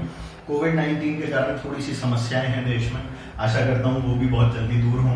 तो एनरिचमेंट करने के बाद में जो हमारे पास बनता है वो बनता है यूरेनियम 235F6, ठीक है। ये जो यूरेनियम 235F6 जो बना, ये करीब करीब 3% हो जाता है। जो पहले कितना था 0.7%, वो अब कितना परसेंट हो गया, 3%। तो सोचो मैंने 97% तो भी फेंका है, सिर्फ 3% काम का है जो फिजनेबल होता है। तो फिजनेबल मटेरियल जो है ना, इसी का मैं फिजन करा सकता हूँ, इसे फिजनेबल मटेरियल बोलता है। ठीक है, फिजनेबल मटेरियल का ही फिजन होगा और किसी भी चीज का फिजन नहीं होगा। ठीक है ना। अच्छा, इसके अलावा प्लूटोनियम 239 जो होता है, ये असली में बेस्ट मटेरियल तो यही है फिजन के लिए। अगर ये मिल जाए तो कहने ही क्या। तो इसलिए एक रिएक्शन होता है जैसे अपन फास्ट ब्रीडर रिएक्शन के हिसाब से जानता है, उसके बारे में भी अभी बताएंगे। पर हाँ, ये बेस्ट फ्यूल जो है वो प्लूटोनियम 239 है। ठीक है, आइए बात करते हैं कुछ पार्ट्स की जो न्यूक्लियर रिएक्टर की हैं और जिनके ऊपर डायरेक्ट क्वेश्चंस आए हुए हैं। सबसे पहले कंट्रोल रॉड्स। कंट्रोल रॉड्स क्या करती हैं? एब्जॉर्ब करती हैं न्यूट्रॉन्स को, जिससे कि हम लोग कंट्रोल कर सकें रेट ऑफ रिएक्शन को। ठीक है, जो आपके सेकेंडरी न्यूट्रॉन्स जनरेट हो रहे थे, ये वाले न्यूट्रॉन, ये वाले न्यूट्रॉन, सेकेंडरी न्यूट्रॉन्स जो जनरेट हो रहे थे, इन न्यूट्रॉन्स की जो संख्या है, इन न्यूट्रॉन्स का जो नंबर है, it is being controlled by the control rods. And when the control rods control these, तो आगे हम अपनी मर्जी से रिएक्शन करा सकते हैं कि मैं 3 रिएक्शन चाहता हूं, कि 5 रिएक्शन चाहता हूं, कि 15 रिएक्शन चाहता हूं। ठीक है, अपने हिसाब से जब हम रिएक्शन कराते हैं, अपने हिसाब से बिजली जनरेट करा लेते हैं, पावर जनरेट करा लेते हैं, एनर्जी जनरेट करा लेते हैं। ठीक है ना। और ये जो कंट्रोल रॉड्स होती हैं, ये कैडमियम और बोरॉन की जनरली होती हैं। कैडमियम को हालांकि प्रेफर किया जाता है बिकॉज बोरॉन जो है वो ब्रिटल होता है, तो हम लोग इसलिए कैडमियम को प्रेफर कर लेते हैं। ठीक है ना। ब्रिटल मतलब मतलब ऐसा समझो कि किसी चीज को ऐसे, कांच होता है ना, कांच इज ब्रिटल, कांच को फेंको एकदम चूर चूर चकनाचूर हो जाता है। तो कैडमियम ऐसा नहीं होता, बोरॉन ऐसा होता है, तो इसलिए हम लोग कैडमियम को प्रेफर करते हैं। ऑलराइट, इसके बाद में बात करते हैं मॉडरेटर की। मॉडरेटर क्या करता है? Slow down the fast moving neutron. Moderator का काम है जो न्यूट्रॉन जो तेज तेज जा रहा है ना, वो 2 मेगा इलेक्ट्रॉन वोल्ट की एनर्जी ले जा रहा था, इसकी एनर्जी को कंट्रोल कर देता है हम लोग। तो जो फास्ट मूविंग न्यूट्रॉन्स होते हैं उनको कंट्रोल कर देते हैं मॉडरेटर से। और इसके जो एग्जांपल्स हैं वो D2O यानी हेवी वाटर, या फिर ग्रेफाइट की रॉड्स होती हैं, उनसे हम लोग इनको कंट्रोल कर पाते हैं। ठीक है। सिमिलरली हमें एक कूलेंट भी चाहिए, कूलेंट जो सारी की सारी हीट को एब्जॉर्ब करेगा। अब वो कूलेंट कौन है? वाटर से अच्छा कूलेंट दुनिया में नहीं है। तो देखिए, water at high pressure to extract energy is the coolant. ये वही पानी है जिसे स्टीम में कन्वर्ट करके बढ़िया टरबाइन पे फेंका, टरबाइन गोल गोल घुमाई और बिजली बने। ठीक है, आइए स्वदेश पिक्चर देखना, बिजली बनने का प्रोसेस बहुत अच्छा पता लगे। अब जो फास्ट ब्रीडर रिएक्टर ना, वो मैंने यहाँ पर लिखा है। तो यूरेनियम 238 लेते हैं, उसमें हम लोग देखिए यहाँ से जो 0.7% वाला जो था ना, मतलब कि 99.3% जो बचा हुआ था, उससे मैंने प्लूटोनियम बनाया। तो यूरेनियम 238 को अपन लोग बॉम्बार्ड करते हैं किससे? न्यूट्रॉन से। इससे हम लोग यूरेनियम 239 बनाते हैं, जो अगेन कैसा होता है? अनस्टेबल होता है। फिर ये फूटता है और इसमें से 2 बीटा माइनस या फिर 2 इलेक्ट्रॉन जो है वो बाहर निकल जाते हैं। इससे जब 2 इलेक्ट्रॉन बाहर निकलते हैं ना, तो बनता है प्लूटोनियम 239। ठीक है, बीटा माइनस के बारे में हम डिस्कशन करेंगे, इसलिए डरना मत। तो ये जो 2 बीटा माइनस यहाँ से निकले, उससे आपको प्लूटोनियम 239 जो है वो फाइनली मिल जाता है। इस प्रकार के रिएक्शन को हम लोग फास्ट ब्रीडर रिएक्टर भी बोलते हैं। तो ये आपने को याद रखना है। ठीक है, आगे देखते हैं। कुछ कैलकुलेशंस हैं जो इसके लिए इंपॉर्टेंट होती हैं, मैंने वो आप लोगों के लिए लिख दी है और 1-2 इस पे क्वेश्चन कर दिए हैं। जैसे सवाल आ सकते हैं आपके सामने, इसके अलावा और कोई सवाल आपसे इस पे नहीं पूछा जाएगा। सारा कंटेंट न्यूक्लियर फिजन का हो गया, इसके अलावा कुछ नहीं आता, ध्यान रखना। तो देखो, एक एटम के अंदर मैंने पहले भी बताया था कि एक फिजन से 200 मेगा इलेक्ट्रॉन वोल्ट एनर्जी जो है वो जनरेट होती है। तो सोचो n फिजन या n एटम से कितनी होगी? n into 200 mega electron volt. और n की जो वैल्यू है वो कैसे निकल जाएगी? mNa/mw। m जो है वो गिवन मास है, Na जो है वो एवोगाड्रो नंबर है, और mw जो है वो क्या है आपके पास में? मॉलिक्यूलर वेट है। ठीक है। अब मुझे अगर मान लो पावर निकालनी है, एनर्जी तो मैंने निकाल ली, पावर होती है energy per unit time. Energy क्या थी? n into 200 mega electron volt divided by time, power आ जाएगी। ठीक है, अब एक पावर भी आ गई। पावर को अब मान लो कोई बोले कि मेरे को तो जो पावर है वो वॉट के अंदर चाहिए, तो इन दैट केस आप जो ऊपर वाली क्वांटिटी है इसको जूल में कन्वर्ट करने के लिए क्या करो? इनटू कर दो। भाई मेगा था तो 10⁻6 हो गया, और इलेक्ट्रॉन वोल्ट में था तो इनटू ईवी कर दिया, 1.6 × 10⁻19 जूल। तो पावर जो है वो ऐसे में वॉट में आ जाएगी। ठीक है, जो अपना नॉर्मल प्रोसेस है उसमें, इसमें हम n की जब वैल्यू पुट कर देंगे, n की वैल्यू क्या थी? mNa/mw। तो mNa/mw पुट कर दिया तो डायरेक्टली हमारे पास में क्या लिखी हुई है? पावर लिखी हुई। ठीक है, तो इस फॉर्मूले को याद रख सकते हैं। इतनी केमिस्ट्री तो आती होगी कि n की वैल्यू कैसे निकालनी है, तो केमिस्ट्री के थ्रू भी हो जाएगा। फिजिक्स तो इसके अंदर आप लोग कम ही लगाए मेरे हिसाब से, ठीक है। हाँ मतलब है तो फिजिक्स का ही टॉपिक, तो पावर वाले पोर्शन को तो समझ ही लो, ठीक है। तो ये जो पोर्शन है यूनिट का कन्वर्जन है, अपने को अच्छे से समझ में आना चाहिए। आओ देखते हैं। तो let's see a question, calculate energy by the fission of 1 gram uranium 235। अब मेरे को 1 ग्राम यूरेनियम 235 दिया हुआ है और मुझे उसके द्वारा जो एनर्जी रिलीज हुई है उसकी वैल्यू निकालनी है। तो 1 ग्राम यूरेनियम 235, 1 ग्राम यूरेनियम 235 के फिजन से कितनी एनर्जी रिलीज होती है, ये मेरा क्वेश्चन है, ठीक है। तो एनर्जी की वैल्यू मुझे पता है क्या थी, mNA/mW × 200। अगर जूल में चाहिए तो जूल में, इलेक्ट्रॉन वोल्ट में चाहिए तो उसमें, तो हम मेगा इलेक्ट्रॉन वोल्ट के अंदर ही दे देते हैं, ऐसा तो कुछ लिखा नहीं है जूल में निकालो या किसमें। तो E की वैल्यू देखिए, मास कितना था 1 ग्राम 1, ठीक है, into Na 6.023 × 10⁻23 divided by the mass which is 235, uranium 235 दिया है, multiplied by 200 mega electron volts. यहां से जो आंसर आया वो कितना आ गया, 5 × 10⁻23 मेगा इलेक्ट्रॉन वोल्ट्स। ऑलराइट, तो ये डायरेक्ट करने का एक तरीका, बहुत ही बढ़िया तरीका। अगर ये फॉर्मूला आता हो तो चुटकी में जो क्वेश्चन है वो आप लोगों से सॉल्व हो जाएंगे। ये बहुत ही अच्छा तरीका है, ठीक है। याद रखो, ये बहुत अच्छा है। नहीं याद रखो तो दिमाग लगा लेना वहां पे, जो मुझे नहीं लगता आप लोगों का बहुत ज्यादा चलता होगा, ठीक है। अच्छा ठीक है, चलता है भाई, चलता है, मुझे पता है, ऐसे मत सोचो। मैं जानता हूँ आपका दिमाग मुझसे बहुत तेज चलता है और आप बहुत अच्छा एग्जाम करके आएंगे, ठीक है। अच्छा, ये मान लो जूल में करना होता तो इंटू 1.6 कर देते, इंटू 1.6 करते तो कितना आ जाता, 1.6 × 10⁻−19 से मल्टीप्लाई करते तो अराउंड 8 आता है यहाँ पर, है ना। 16 पंजे 80, 16 5 से 80 होता है ना भाई। हाँ, तो 80 के हिसाब से अराउंड 8 × 10⁻⁻ समथिंग आपको यहाँ पे मिल जाता है, ठीक है। 10⁻5 6 के अंदर कुछ आपका आंसर आता है, वो आप लोग सॉल्व करके आराम से निकाल सकते हैं। और ये मेगा है तो 10⁻6 से भी मल्टीप्लाई करना, तो अराउंड 10�9 10 कुछ आता होगा। प्लीज चेक, राइट, मैं उसका आपको नहीं दे रहा हूँ फिगर एग्जैक्ट, आप लोग खुद से निकालेंगे। तो इनटू क्या करोगे, 10⁻6 इनटू E, यानी 1.6 × 10⁻−19, तब आपका आंसर आएगा, ठीक है। आओ और देख लेते हैं। Calculate the number of fissions required per second to produce 10 kilowatt power. मुझे इस बार नंबर ऑफ फिजन निकालने हैं जो मुझे पर सेकेंड रिक्वायर्ड है, जिससे 10 किलोवाट पावर जो है वो जनरेट हो पाए। 10 किलोवाट पावर जनरेट करने के लिए कितने फिजन चाहिए, यही तो निकालना है। पावर की वैल्यू दे रखी है तो ये वाला फॉर्मूला लगाओ तो हो गया। पावर की वैल्यू कितनी है, 10 किलोवाट, यानी 10⁴ वॉट्स। किलोवाट है ना, तो 10⁴ वॉट हो गए, ठीक है। इक्वल्स टू n × 200, 1 से 200 मिलती है, तो ये तो पता ही है। n × 200 मेगा इलेक्ट्रॉन वोल्ट पर सेकंड है, तो टाइम की वैल्यू तो 1 सेकंड रही होगी। तो अपॉन में हमेशा क्या लिखा है, यहाँ पे 1 लिखा हुआ है। तो ऐसे सोचना मत कि सर टाइम तो आपने लिखा ही नहीं। तो n × 200, और क्योंकि n की वैल्यू निकालनी है तो इसको किस में चेंज करना पड़ेगा मुझे, जूल वाली टर्म्स में। तो n × 200 × 10⁻6 × 1.6 × 10⁻−19, सॉल्व करने पे n की वैल्यू आती है 3.1 × 10⁻14। मतलब मुझे 3.1 × 10⁻14 फिजन चाहिए अगर 10 किलोवाट एनर्जी, अगर 10 किलोवाट पावर मुझे प्रोड्यूस करनी है। तो ये ऐसे ही नहीं होता जैसे आप लोग समझ रहे हैं ना, 2 फिजन करा दिए, 4 फिजन करा दिए पूरे दिन में, ऐसे फिजन नहीं कराते हैं। हमें हजारों लाखों अरबों की संख्या के अंदर फिजन जो है वो कराने होता है, तब जाके हम लोगों को कुछ चीजें जो है वो अवेलेबल हो पाती हैं। तो देखो 10 किलोवाट पावर जनरेट करने के लिए 3.1 × 10⁻14 फिजन्स का है। तो ये जो टेक्नोलॉजी आप लोग देख रहे हो ना, बहुत एडवांस है, बहुत एडवांस लेवल के ऊपर पावर प्लांट्स वगैरह बनाए जाते हैं। कभी मौका लगे जरूर देखकर आइएगा, बहुत अच्छी चीजें हैं। And this finishes your nuclear fission. Next हम लोग फ्यूजन के बारे में बात करेंगे। न्यूक्लियर फिजन हो गया, अब बारी किसकी आई, न्यूक्लियर फ्यूजन।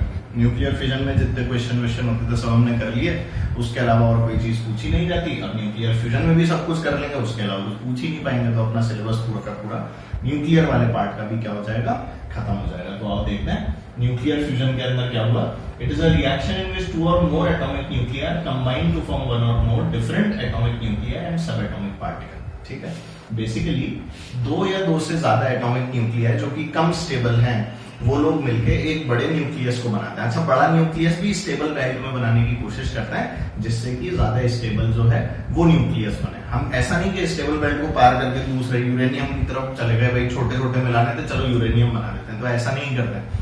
2 छोटे मिलके एक ऐसा एलिमेंट बनाता है जो कि करीब करीब स्टेबल बेल्ट में आ रहा हो, जो कि थोड़ा सा उन दोनों से ही ज्यादा स्टेबल हो। वो 2 भी हो सकते हैं, 3 भी हो सकते हैं, कितने भी हो सकते हैं, मिलके जो एक या एक से ज्यादा भी बन सकता है, ऐसे में ये भी जरूरी नहीं है कि एक ही बने, एक से ज्यादा भी कुछ बन सकता है। और साथ में कुछ सब एटॉमिक पार्टिकल्स भी निकलते हैं, जैसे इलेक्ट्रॉन्स हो गए, पॉजिट्रॉन्स हो गए, न्यूट्रॉन्स हो गए।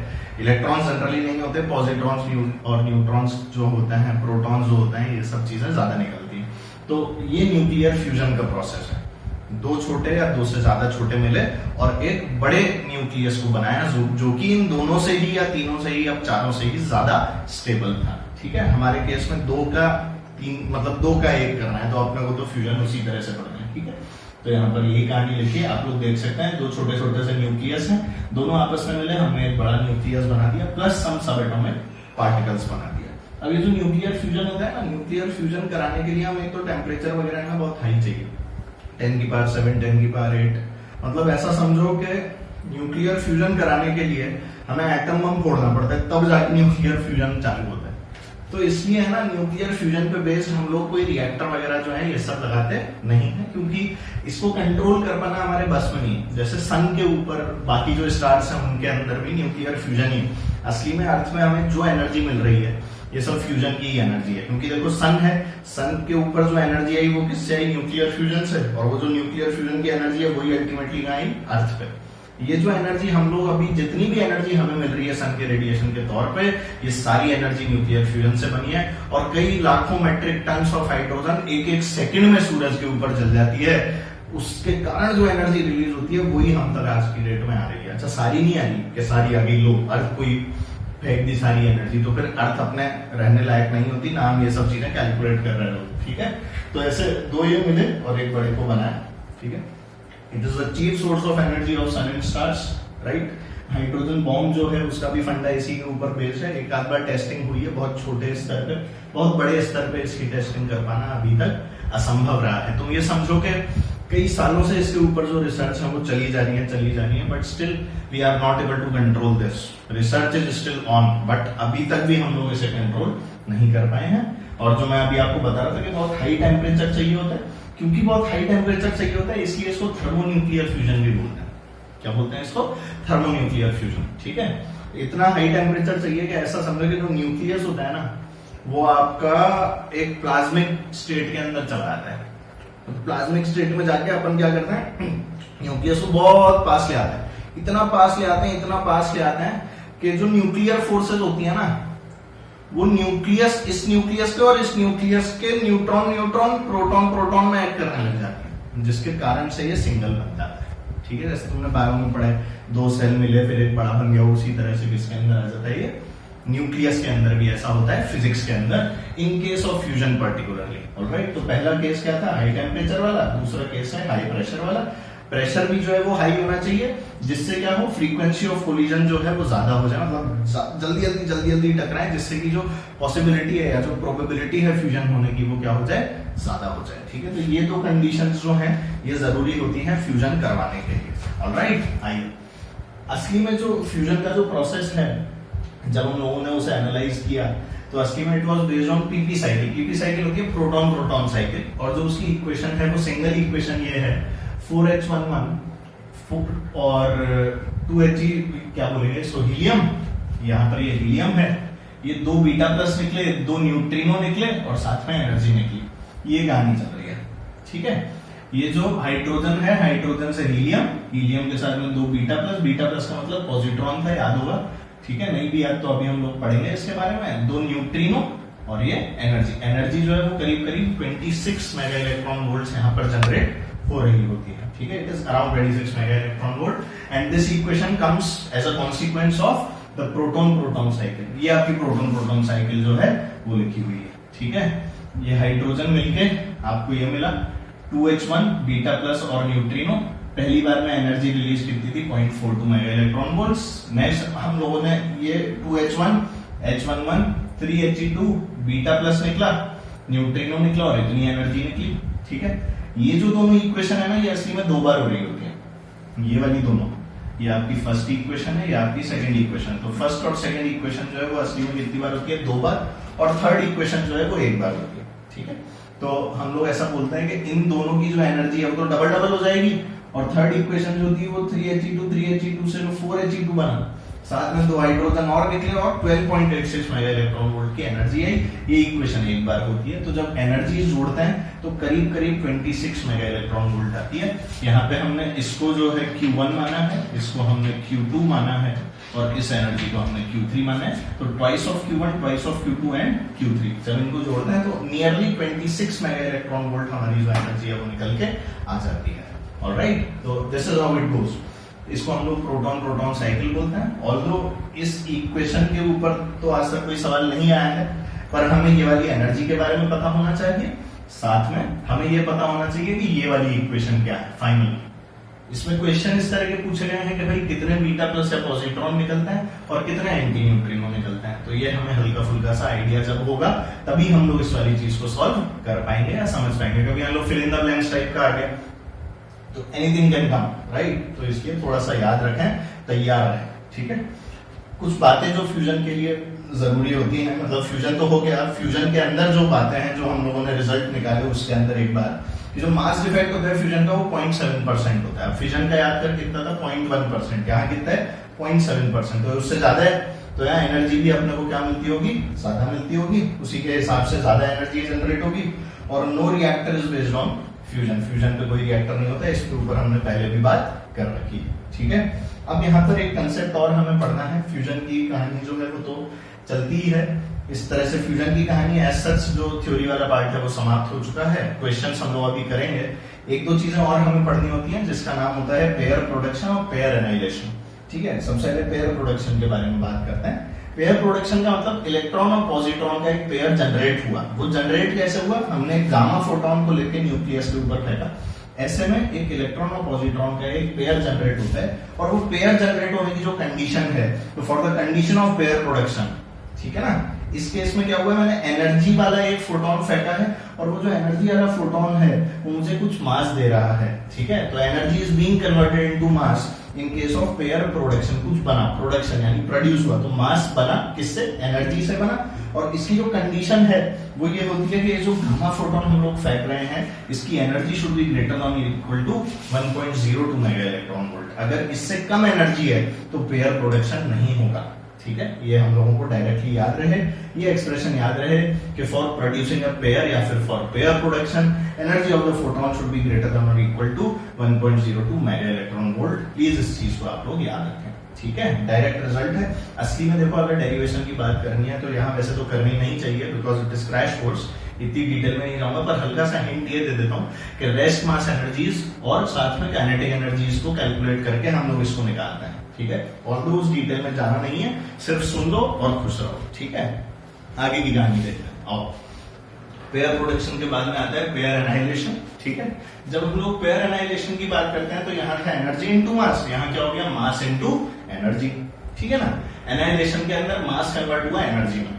तो ये जो पेयर प्रोड्यूस हुआ इलेक्ट्रॉन पॉजिट्रॉन का, इस पेयर के अंदर जब हमने इस पेयर को आपस में लाने की कोशिश की कि चलो यार let's combine electron and positron, तो पहले एक गामा फोटोन आया था जिससे ये दोनों बने थे, पर जब इनको हम लोग मिलाते हैं तो हम लोगों को 2 गामा फोटोन मिलते हैं, एक गामा फोटोन नहीं मिलता। अब ये बहुत जोरदार बात थी। ऐसा क्यों हुआ, क्योंकि असली में मोमेंटम कंजर्वेशन के जो लॉस थे वो खराब हो रहे थे। एक गामा फोटोन मान लो उधर चला गया तो इनिशियल फाइनल कुछ तो बराबर होना चाहिए, तो इसलिए 2 ऑपोजिट डायरेक्शन में जाने वाले गामा फोटॉन्स लिए जाते हैं। And that's why we say that 2 gamma photons are generated when mass is converted into energy, और we can say when a pair is annihilated. Alright, तो पेयर एनाइलेशन की जो कंडीशन है वो यही है, इलेक्ट्रॉन पॉजिट्रॉन जोड़ो, 2 गामा फोटॉन बनाओ।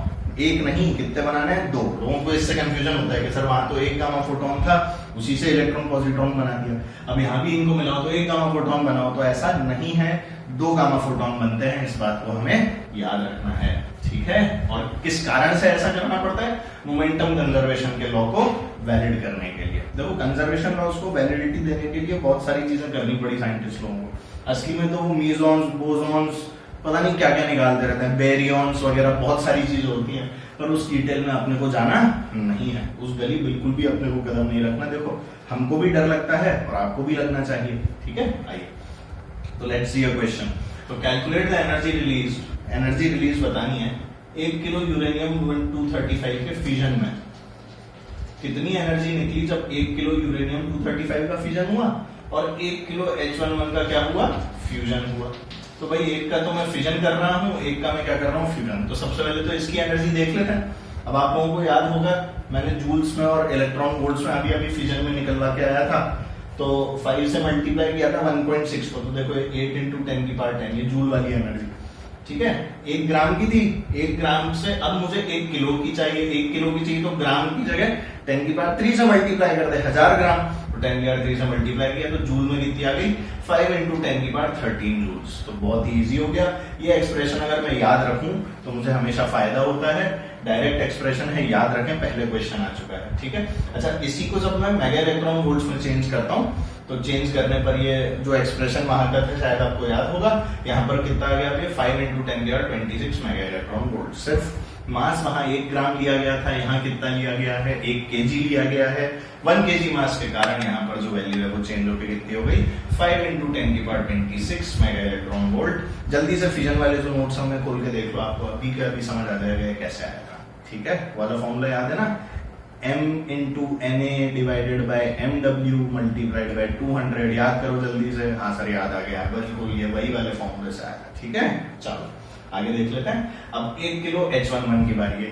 जब 1 किलो H11 को फ्यूजन करना है, ठीक है, तो 1 किलो था, बेसिक से चल रहा हूं, 1 kg का मतलब 10⁻3 ग्राम्स मल्टीप्लाइड बाय Na का मतलब 6.023 × 10⁻23, ये हम लोगों ने मॉलिक्यूलर वेट ले लिया, मल्टीप्लाइड बाय, अब बताओ एक फ्यूजन के अंदर 26 mega electron volt energy generate होती है, ये मैं पढ़ के आया हूं। वहां 200 होती थी, यहाँ कितनी होती है, 26। तो देखो 26 × 10⁻6, और क्योंकि इलेक्ट्रॉन वोल्ट में ना लिख के यहाँ जूल में लिखनी है, इसीलिए देखो 26 × 10⁻6, ये मेगा इलेक्ट्रॉन वोल्ट था तो 10⁻6 आया, मल्टीप्लाइड बाय E मतलब 1.6 × 10⁻19। सबसे मल्टीप्लाई करके जो आंसर आया मेरा जूल में वो कितना था, 6.24 × 10⁻14। अगर आप ये फिगर याद रखते हैं बहुत फायदे में रहेंगे। इस लंबी कैलकुलेशन से आप लोग बच जाएंगे। मैं आपको डायरेक्टली नहीं बता रहा हूं, मैंने सॉल्व करके बताया है यहाँ पे आपको। You can always remember this figure, ठीक है। और मेगा इलेक्ट्रॉन वोल्ट में जो आता है वो ये है, और ये किस में आ गया हमारे पास, जूल में, ठीक है ना। आपको जूल, मेगा इलेक्ट्रॉन वोल्ट ये सारे कन्वर्जन जो है प्लीज याद रखें। जितना ज्यादा ये वाली टर्म्स जो है इनको याद रखें। मैं जानता हूं आप लोग अच्छे हैं याद करने में, कुछ लोगों को पता भी होगा कि ये आंसर आता है, जो लोग 1 आध साल देख चुके हैं इन वाले फंडेज को, या पढ़ चुके हैं, या क्लासरूम में हम लोगों से पढ़े हैं, उनको याद भी होगा कि हाँ सर इसी तरह से आंसर आता था, हमें बिल्कुल याद है। तो बस यही सारी कहानी है। आप थोड़ा थोड़ा अगर चीजों को याद रखेंगे, 3-4 बार उस वाले कंसेप्ट को देख लेंगे, तो आप कभी भी इसको भूलेंगे भी नहीं, ठीक है। चलो आओ नेक्स्ट देखते हैं। एक क्वेश्चन और है आप लोगों के लिए, लेट अस सी। ये वाला पार्ट तो हो गया ना, हाँ ठीक है हो गया। अच्छा हाँ, इसमें एक चीज और आपको बतानी है कि जो energy of fusion upon energy of fission, हमने इसका रेशो लिया, तो जो हमने रेशो लिया ना तो it came out to be 8। अब देखिए 1 से बड़ी वैल्यू आई है, तो फ्यूजन में जो एनर्जी प्रोड्यूस होती है ना, वो एनर्जी ज्यादा होती है किससे, फिजन वाली एनर्जी से। तो 1 किलो यूरेनियम लो तब एनर्जी बनाओ, और 1 किलो H11 लो तब एनर्जी बनाओ। तो देख 8 गुनी होती है एनर्जी, 8 टाइम्स। 1-1 किलो ही ले रहा हूं, दोनों 1-1 किलो ले रहा हूं, तो 8 टाइम्स द एनर्जी प्रोड्यूस हो गई किसके अंदर, फ्यूजन के अंदर। तो fusion produces greater energy in comparison to what, 1 kg of uranium. सारा का सारा जो डिफरेंस आता है ना इसके अंदर, मेजर जो डिफरेंस आता है, वो मेजर डिफरेंस आता है आपका जो एटॉमिक मास है यूरेनियम का, उसके कारण, ठीक है। तो आगे बढ़ते हैं हम लोग। ये वाले रेशो को याद रखें, डायरेक्ट क्वेश्चन पहले भी आया है, आशा करता हूं आपको याद होगा। फ्यूजन अपॉन फिजन का जो एनर्जी रेशो होता है वो हमेशा कितना होता है, नियरली इक्वल टू 8 होता है, ठीक है, समझ गए। अच्छा चलो क्वेश्चन देखते हैं। How long an electric bulb of 0.1 kilowatt be kept glowing if 2 kg of H21 is fused. अरे बहुत बढ़िया। अगर हमें ऐसा दिया जाए कि 2 किलो H21 को फ्यूज किया गया, तो 0.1 किलोवाट का जो बल्ब है वो कितनी देर तक आप लोगों के लिए जलता रहेगा। अब आंसर सेकंड में पूछा जाए, सेकंड में निकाल लेंगे, साल में पूछा जाए, साल में निकाल लेंगे, ईयर्स में पूछा जाए, और मिनट में पूछा जाए, मिनट में, घंटे में पूछा जाए तो घंटे में, जिसमें भी बोलेंगे निकाल लेंगे। साथ में एक इक्वेशन दे रखी है, देखिए 2H1 giving 3He2 plus neutron plus 3.2 mega electron volt. ये मेरे लिए इंपॉर्टेंट है, 3.2 मेगा इलेक्ट्रॉन वोल्ट, क्योंकि जो एनर्जी प्रोड्यूस हो रही है वो जब मुझे पता होगी, मैं यहाँ 26 डायरेक्टली काम में नहीं ले सकता, क्योंकि ये 2H1 की बात कर रहे हैं, ठीक है। एक 2 किलो 2H1 की बात कर रहे हैं। ये वैसा नहीं है कि 1 kg H11 को फ्यूज कर दिया तो अपन सीधे प्रोटॉन प्रोटॉन साइकिल लगा दे, नहीं, यहाँ सिर्फ 2H1 की बात है। तो you can not take the data as 26 mega electron volts. Alright, चलिए सबसे पहले तो ये चीज समझनी थी। ये क्वेश्चन जो है इसलिए अच्छा हो जाता है। आओ चलो आगे देख लेते हैं। जैसे हमने पिछली बार भी पढ़ा था, जो पावर होती है वो एनर्जी अपॉन टाइम होती है। अब आपको टाइम निकालना है, तो टाइम क्या हो जाएगा, एनर्जी अपॉन पावर। देखिए ये लिखा है, टाइम की वैल्यू एनर्जी अपॉन पावर। अब एनर्जी निकालने के लिए हम क्या करते थे, वही कहानी वापस से, mNA upon mW multiplied by क्या करेंगे, जल्दी बताओ, जो एनर्जी प्रोड्यूस हो रही है वो। तो हमने भी वही किया। मास कितना है, 2 किलो। 2 किलो मतलब 2 × 10⁻³ इंटू Na, इंटू कितनी एनर्जी प्रोड्यूस हो रही है, 3.2 मेगा इलेक्ट्रॉन वोल्ट। तो 3.2 × 10⁻⁶, ठीक है, और मल्टीप्लाई कर दिया E से। E का मतलब 1.6 × 10⁻⁻19 डिवाइडेड बाय ये 2 आपके मास के हिसाब से चल ही रहा है, और यहाँ पर ये 2 और 2 2 है, तो ये Na/2 हो गया यहाँ पे। तो ध्यान दो, डिवाइड बाय 100 क्यों किया, क्योंकि ये 0.1 किलोवाट था। कितने किलोवाट था, 0.1 किलोवाट। तो 0.1 किलोवाट होने के कारण यहाँ पर 100 वाट की आपकी पावर आ गई इन टोटल। 100 वाट की पावर मतलब ये 100 किलोवाट है, मतलब समझ गया ना आपको। तो इसलिए 100 वाट की पावर जो है नीचे आ गई। ऊपर लिखी हुई है एनर्जी, नीचे लिखी हुई है पावर। सॉल्व करने पे आंसर आता है 15.36 × 10⁻11 सेकेंड्स। ठीक है, ये जो 15.36 × 10⁻11 सेकेंड्स आया है, ये आंसर सेकेंड्स में है। अच्छा, एक मैं आपको छोटा सा डेटा बता देता हूँ। एक साल में करीब करीब 3 × 10⁻7 सेकेंड्स होते हैं। ठीक है ना, ये जो 3 × 10⁻7 सेकेंड्स होते हैं, अगर आपको कोई बोले इसे सालों में कन्वर्ट करो तो इससे डिवाइड कर देना, तो आपका आंसर जो है वो ईयर्स में आ जाएगा। तो वो कोई बहुत बड़ी बात मेरे हिसाब से नहीं है। ऑलराइट, तो आप लोग देख सकते हैं हमने फ्यूजन पे बेस्ड एक क्वेश्चन किया, हमने फ्यूजन पे बेस्ड 2 क्वेश्चन किए, और फ्यूजन की जितनी भी थ्योरी है वो सारी की सारी यहाँ पर कवर हो चुकी है आपके लिए। मेरे हिसाब से अब इस वाले पार्ट पे कोई भी कंसेप्ट आप लोगों का बचा नहीं है। बाकी आप लोग इस चीज को देखते रहे। 2 लेक्चर हो चुके हैं आप लोगों के मॉडर्न में। हम लोगों ने फोटो इलेक्ट्रिक इफेक्ट वाले पार्ट को पढ़ लिया है, फोटोन की थ्योरी पढ़ ली है, मैटर वेव्स पढ़ लिया है। मैटर वेव्स के बाद में हम बात करें तो न्यूक्लियर फिजिक्स के अंदर हमने फिजन, फ्यूजन, ठीक है, ये सारी कहानियां पढ़ ली हैं।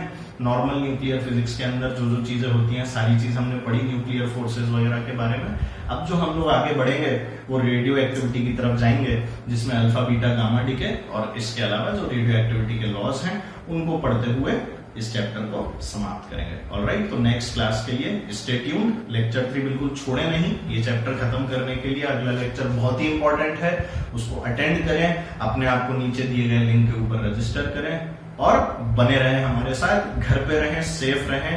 जब तक लॉकडाउन है थोड़ा एक्सटेंशन भी मिला है और ज्यादा पढ़ने का मौका मिला है, आप लोग ऐसे समझें और अपनी पढ़ाई को जारी रखें। ठीक है, लेट्स डू इट अगेन।